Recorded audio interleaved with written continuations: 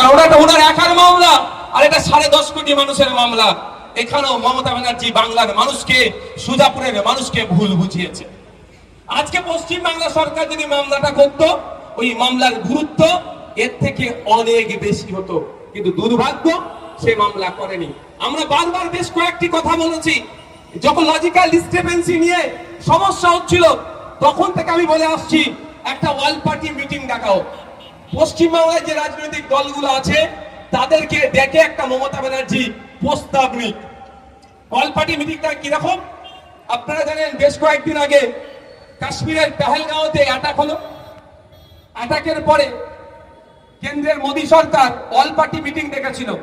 সেখানে বিরোধী দলনেতা রাহুল গান্ধীজি উপস্থিত ছিলেন এবং তার দলের তাদের পক্ষ থেকে বলেছিল দেশ এই হত্যার পরিবর্তে যা ব্যবস্থা নেবে আমরা কোন বিনা প্রশ্নে তাকে সমর্থন করব।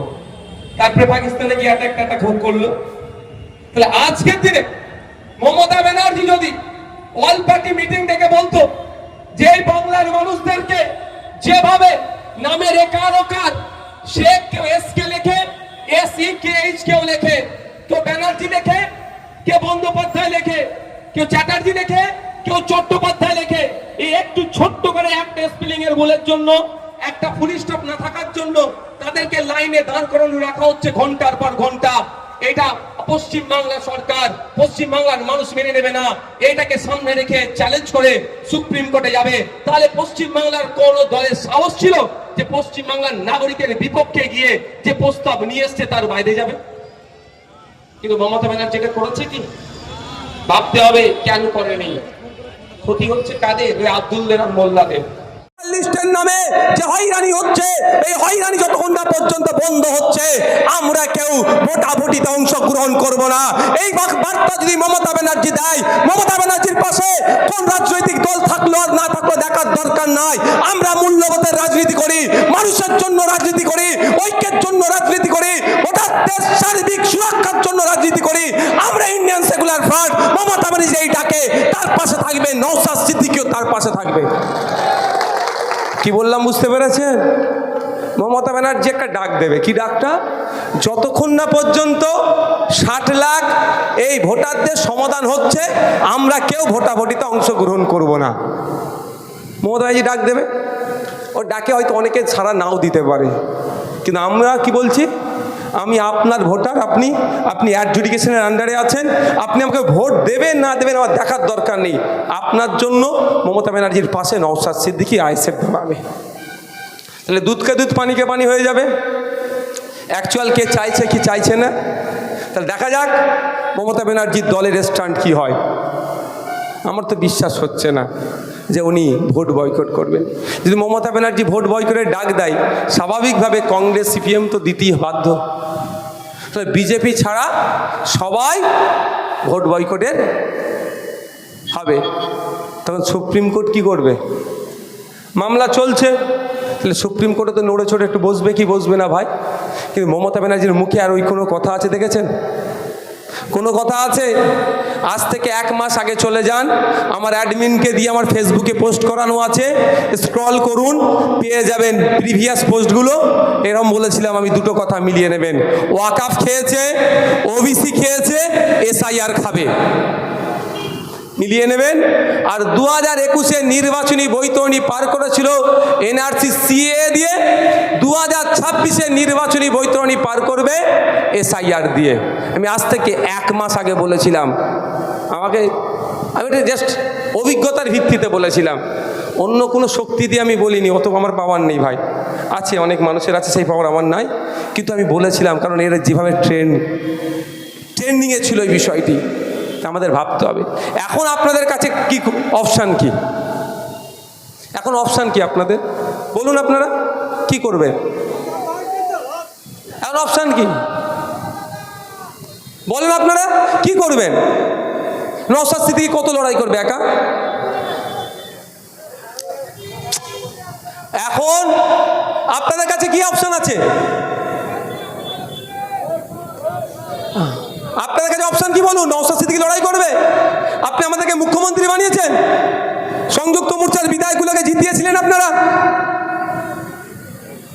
বলুন, আপনারা সংযুক্ত মোর্চার বিধায়কগুলোকে জিতিয়েছিলেন? একটা জিতিয়েছেন। সারা রাজ্যের মানুষ এখন ক্ষমতা তুলে দিয়েছিলেন মমতা ব্যানার্জির হাতে, হাত পা বেঁধে এখন জবাই করার লাইনে চলে গেছে। তাই আমি আপনাদের বলবো, আপনি যে সমস্যার সম্মুখীন হচ্ছেন আজকে, কালকে যে আপনার বাড়ির ছেলেটা মেয়েটা যদি না সমস্যার সম্মুখীন করাতে চান, তাহলে আপনাদের কাজ হবে এইটাকে পার করা ঠান্ডা মাথায়, স্টেপ বাই স্টেপ পার হতে হবে, আইনি লড়াই করতে হবে। এখন হাত পা বেঁধে দিয়েছে।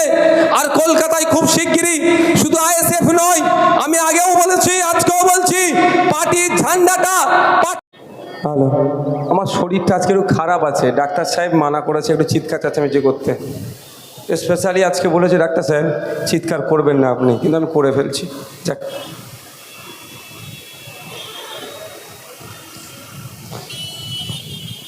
মহব্বতের দোকান ভোটের আগে অনেক জায়গায় খোলে। পশ্চিমবাংলার সুজাপুরের প্রায় 1,34,000 মানুষ আতঙ্কে আছে। মহব্বতের দোকানের মালিক একটা টুইট পর্যন্ত করেনি। একটু বুঝে নেবেন ভাই, একটু তো রেসপেক্ট করি, ওই জন্য নামটা নিতে পারছি না। কি বলছি বুঝতে পেরেছেন?